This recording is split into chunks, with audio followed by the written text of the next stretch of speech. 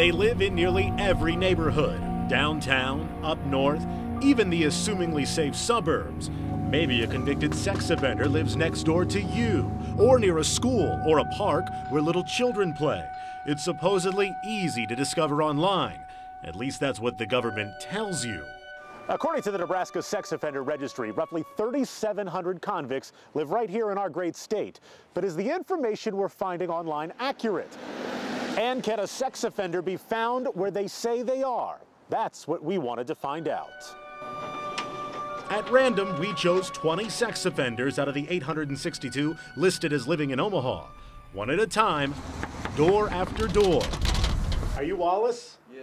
Yeah, we're just doing compliance checks for the news for Sex Offender Registry. I took action and checked on each convicted sex offender to see if they really are where they say they are.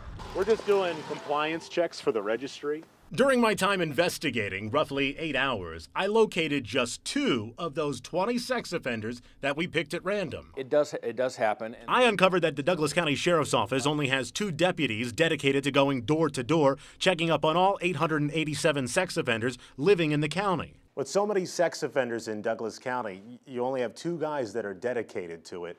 Do they feel overworked? It's a question of, are we able to get the job done? If we had more people, could we do a better job at it? Yes, we could. In other words, we would spend more time, we would be able to spend more time ensuring that the sex offenders were where they're supposed to be, were compliant with the terms of the law. So I took the investigation back to the streets. How often does the sheriff's office come by to make sure that you're still living here? Do they come by often, or? You know, I've never seen the sheriff come by here. Yeah, they come by. I'm moving. I'm in the process of moving now. So when you move, what are you required to do then? Just go register, back out to register. Some sex offenders tell us that they've never seen someone doing a compliance check on them, and then others say that you were just there last week. Is this because there's only 2 guys checking on them, or at least not enough people checking on where they're living? No, because in that particular case, just because you didn't see us doesn't mean we weren't there. In other words, we might go to your house and you're not there, and for legitimate reasons. Maybe you're at work, maybe you're at school, but maybe your parents or a spouse, somebody else that lives in that residence, or maybe a neighbor or maybe a coworker that we were able to interview was able to confirm that you were at the legal location that you gave on your registration.